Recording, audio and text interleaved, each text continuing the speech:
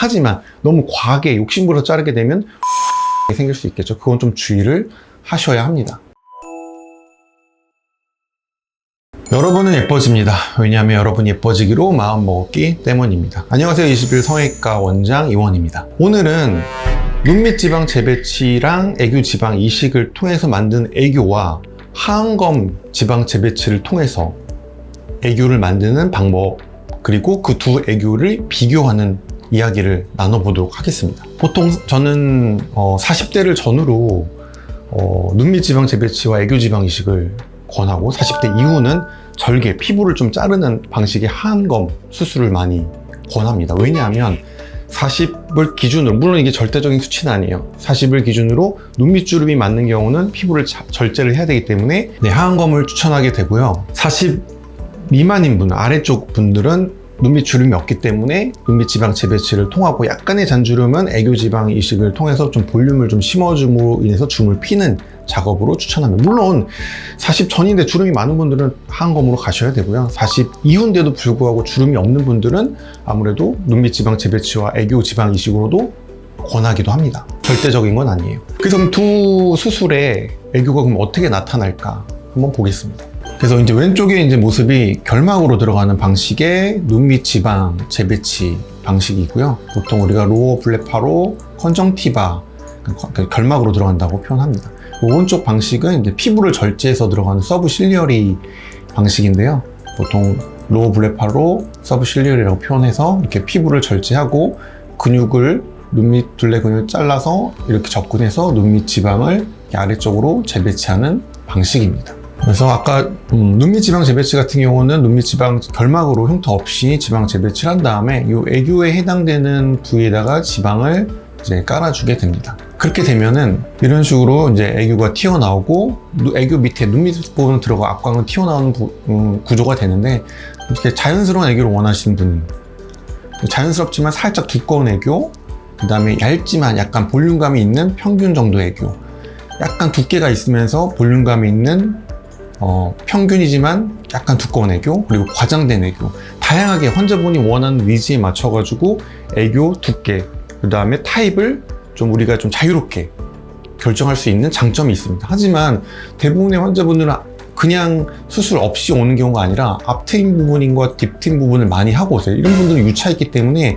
잘 안 들어갈 수 있다는 약간의 단점도 있습니다. 그래서 다시 한번 정리하자면, 눈밑 지방 재배치 애교 지방 이식은 흉터 없이 결막으로 접근하며, 그 다음에 애교를 환자분의 니즈에 맞춰서 약간 다양하게 자유롭게 선택할 수 있는 장점이 있습니다. 하지만 앞팀, 뒷팀을 했던 히스토리가 있는 분들이라면 그 부위는 유착으로 인해서 애교 지방 이식이 안 들어가거나 좀 울퉁불퉁하게 들어갈 가능성이 있다 라고 이해하시면 좋겠습니다. 반대로 하안검 수술 같은 경우는 이런 식으로 결막이 아니라 피부로 절제를 합니다. 이렇게 피부를 절제해서 아무래도 흉터가 좀 남을 수 있게 관리를 잘 하셔야 하겠죠. 그래서 접근 방법은 피부를 절제해서 들어갑니다. 그리고 여기 있는 눈물고랑 인대를 잘 끊어줘야 해요. 그리고 그 아래쪽에 지방을 깔아줘야 꺼진 부분이 채워지고 튀어나온 부분은 들어가게 되는 겁니다. 그리고 남는 피부를 자르는, 이렇게 남는 부분을 좀 절제를 해줘야 합니다. 그러니까 이 하안검 수술의 장점은 주름을 필 수 있는 장점이 있는 거예요.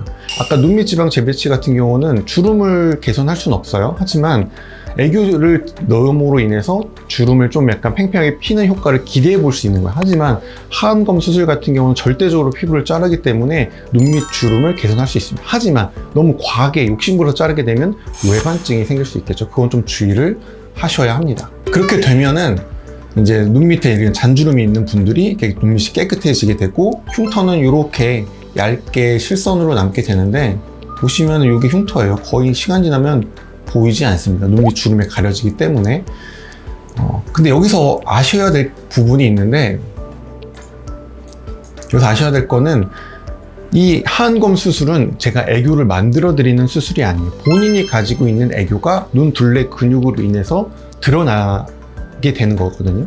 그래서 눈 둘레 근육이 좀 강하게 발달된 분들은 애교가 좀 크게 드러나게 되는 거고, 눈 둘레 근육이 좀 약한 분들은 애교가 거의 없이 드러나게 되는 겁니다. 보통 제 경험적으로 남자분들은 애교가 거의 잘 안 드러나고, 여자분들은 좀 애교가 좀 숨어있는 애교가 드러나는 경향이 있습니다. 두 분 다 남자분의 케이스고, 이분은 애교 없이 이렇게 깨끗하게 드러난 케이스고요. 이분은 본인이 가지고 있는 애교가 이렇게 드러난 케이스가 되겠습니다.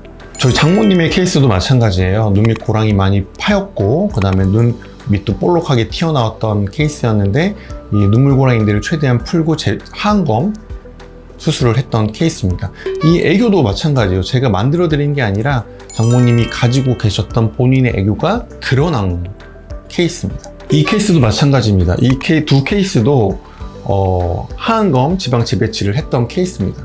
보시면은 눈물 고랑이 깊게 패고 눈 밑에 지방이 볼록 튀어나오는 바람에 본인이 이미 가지고 있는 애교 모습이 하나도 노출되지 않은 상태예요. 하지만 하안검 수술하게 되면 본인이 가지고 있는 애교가 이렇게 도드라져 보이게 됩니다. 이거는 제가 만들어 드린 게 아니라 본인이 그동안 눈 밑 지방 때문에 가려졌던 애교가 노출되는 케이스예요.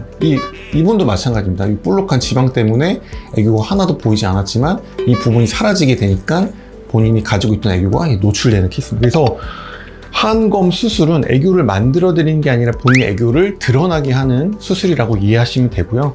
눈밑 지방 재배치와 애교 지방 이식은 애교를 좀 디테일하게 모양을 취향껏 만들 수 있는 그 두 가지 차이가 있겠습니다.